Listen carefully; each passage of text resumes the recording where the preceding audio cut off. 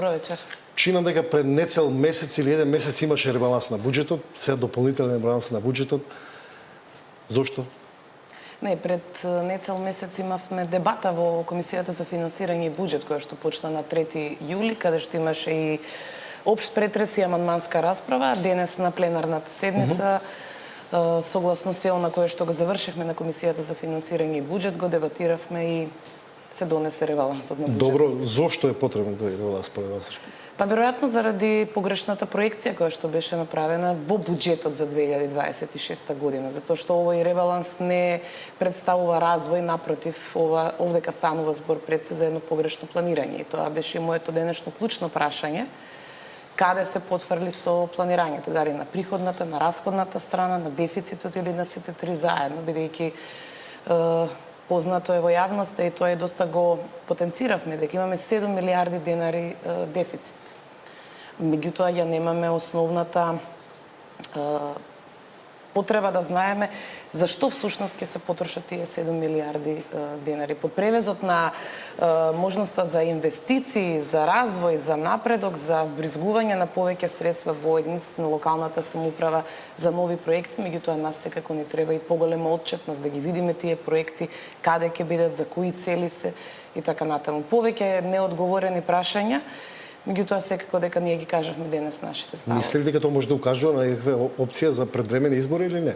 Па не би знаела, мислам не верувам дека станува збор за предвремени избори, затоа што овдека гледаме дека имаме трансферирање на одредени средства, наместо да имаме една развојна компонента, имаме прекршување на фискалните правила, нели? Согласно фискалните правила, буџетскиот дефицит треба да биде 3%, а сега веќе тоа е 4,1% и затоа постојано зборувавме. Не може да дозволиме ние во еден ребаланс расходната страна да расте, а приходната страна да биде статус кво. Секако дека капиталните расходи, да, кажуваат дека ќе има инвестиции, дека ќе има проекти и така натаму, но сепак сметаме дека повеќе се потребни одговори отколку голи бројки. Тие бројки околу дефицитот не е забелешка на меѓународниот монетарен фонд да остане 3,5 како беше таму, или? Да, и нивните првични насоки беа дека и Светска банка и Меѓународниот монетарен фонд дека има преоптимистички проекции во рамки на насењето на буџетот. Уште тогаш кога прогнозира од владата дека ќе има 3,8% раст на БДП, тие останаа на она линија од 3%, а сега имаме раст на БДП од 3,5%, пак е некоја преоптимистичка проекција. Меѓутоа и изголемувањето на јавниот долг паралелно оди со сето тоа, се зголемува парното, се зголемуваат цените на горивата, а животниот стандард на граѓаните останува ист и нема ни средства за минималната плата. Добро, вие бевте директор на УЈП, се таму има еден дел околу кратење на оние средства на приходите со ребаланс. На што според вас се дължи тоа? На неможноста да се наплатат, на црна сива економија, на што? Видете, сивата економија е еден феномен кој што не зависи никако од кој е на власт или кога и како, меѓутоа тоа е една ментална матрица од која што мора да излеземе сите заеднички без разлика на политичките предизвици пред нас. Она кое што се сведува за приходната страна е некаде останува исто скоро како што беше проектирано во буџетот. Меѓутоа сега имаме овдека зголемување на ставката на неданочни приходи. Тоа се глоби, тоа се такси, тоа се задолжувања.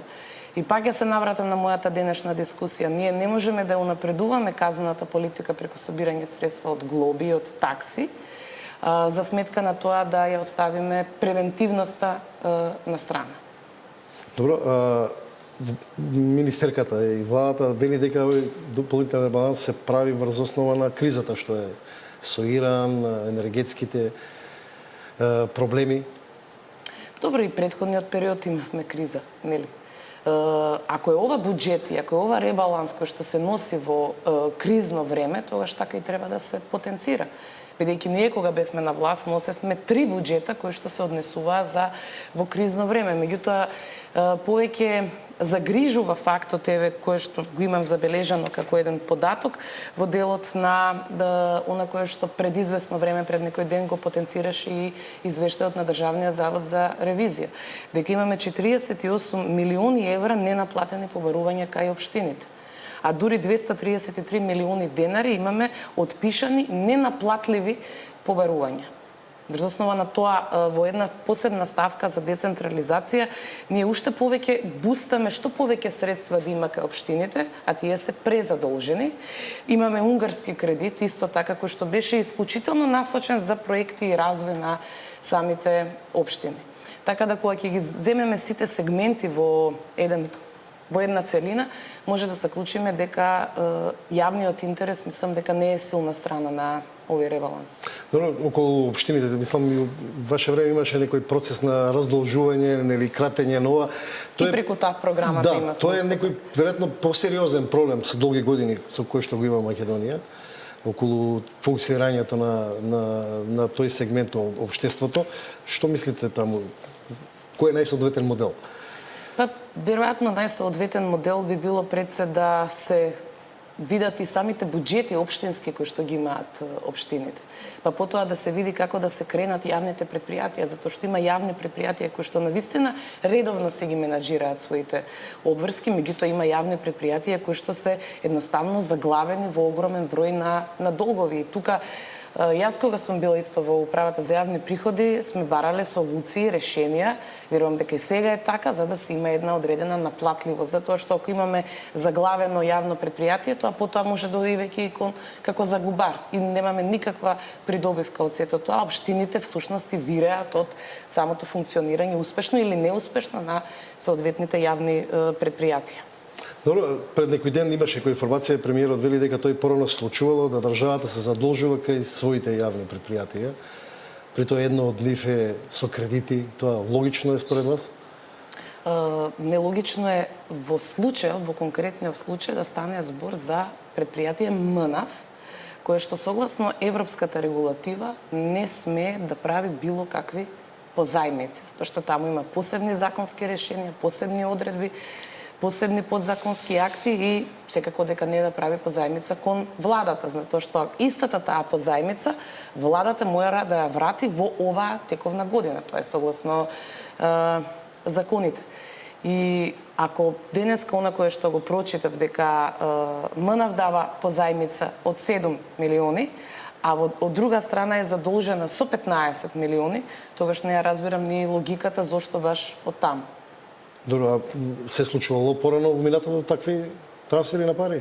Во минатото секако дека тоа било еден вид на пракса, меѓутоа не во вакви на ваков начин, затоа што секој пат имало образложение зошто е тоа така. Да не заборавиме дека токму сегашната власт, тогашна опозиција, ја критикуваше владата на СДСМ и коалицијата зошто ги прави тие трансфери.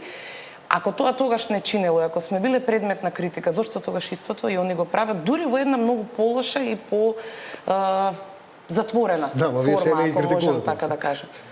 Вие сега не ги критикувате остро. Ние критикуваме во делот за МНАВ и за она кое што е навистина преседан и гледате дека таму, ако добро прочитав делот, тие членови на тој управен одбор не сакале да присуствуваат на таа седница кога се правила целата оваа операција. Ова за општа тема, зашто значи тоа дека нема пари у државата или зошто се прави тоа? Веројатно ние многу долго и постојано алармираме дека буџетската каса е празна.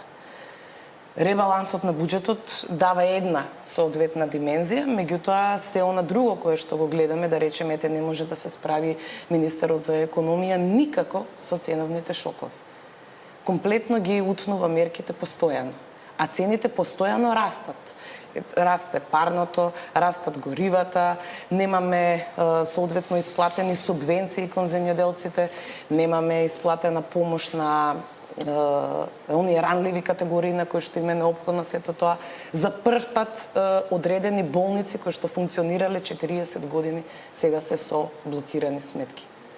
Така да реалноста е таа дека навистина не одиме во добра насока. Вашите проценки за финансиската кондиција на државата? Еве, кажав накратко.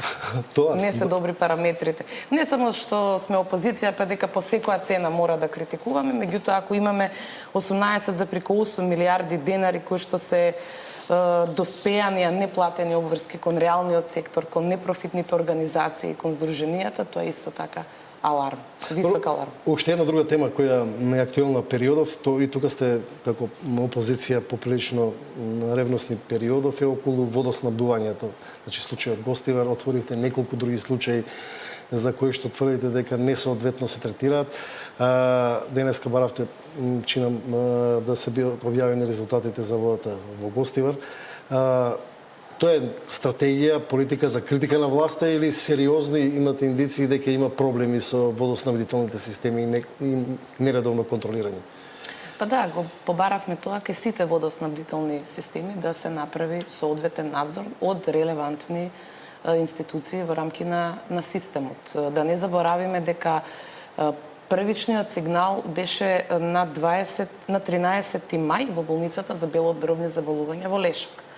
Потоа се крена алармот кога дојде ситуацијата до кулминација во Гостивар на 25 јуни.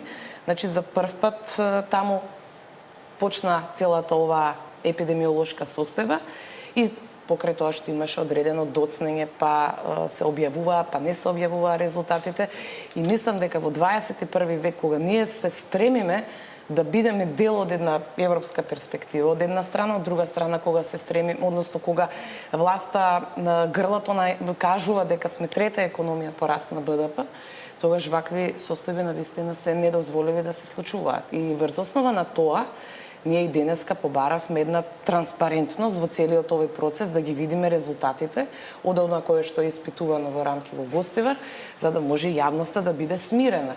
А со политички препукувања на вакви крупни теми, мислам дека нема да има. Добро, имате сомнеш дека резултатите се неисправни, па владата пуштила вода или? Значи, ние денеска прво не го видовме никаде министерот за здравство. Ова е исклучително негов ресор. Веројатно после оние изјави дека црвениот аларм затаил за да се постапува од страна на институциите и втората изјава дека не треба толку многу граѓаните да се концентрираат на наративот на јавачите на епидемијата, како што тој ги нарече, веројатно и за тоа е повлечен од јавност. Меѓутоа овие се негови теми. Во вакви кризни времења мислам дека на секој 2 часа треба да го гледаме него како најповикан, заедно со сите други институции кои што се тука, и врз основа на тоа ние ја бараме таа транспарентност и отчетност да ја добиеме, и се надевам дека ќе ја добиеме. Ако го следиме примерот на Агенцијата за храна и ветерина, на кој што се уште нема објавено на информација и извештај за млечниот скандал кој што се случи пред неколку месеци, а сега брзо плето сето ова го прави и ја смирува јавноста, тогаш не знам какви би биле очекувањата. Тоа сепак прегласувањето кризна состојба и активноста во овој период на владата е некаква стабилизација на состојбата во Гостивар. Апсолутно да, меѓутоа така тоа треба да биде. Тоа е всушност кај нив е одговорноста, не е одговорноста кај опозицијата, па сега да се повикуваме кој колку го застапувал или го промовирал градоначалникот или менаџментот во општина Гостивар. Тоа воопшто не е тема на дискусија, напротив. Тама го вели власта кога вие секојдневно кажувате не е добра водата ваму, таму, тоа е да укажува повеќе исто на политички. Да, меѓутоа имаме ние повеќе случаи. Значи имаме во Гостивар, имавме во Валантов. Во Лешок ви го напоменав исто така. Сега чекаме утре од третата контрола во Крушево. По најновите информации можеби да има нешто слично и во Маврово, Ростуше, значи и она кое што го видовме и во Лепенец и во реката Вардар, таа бела пена, значи станува збор за една животозагрозувачка состојба за сите граѓани во државата. Оние кои што имаат сега одговорноста треба да пуштат, да покажат некои смирувачки тонови и да знаеме кои се следните чекори кои што ги превземаат. Не би сакала да напаѓам никој, меѓутоа за тоа се избрани од граѓаните на некој начин. Благодарам за гостување. И благодарам и на вас на поканата.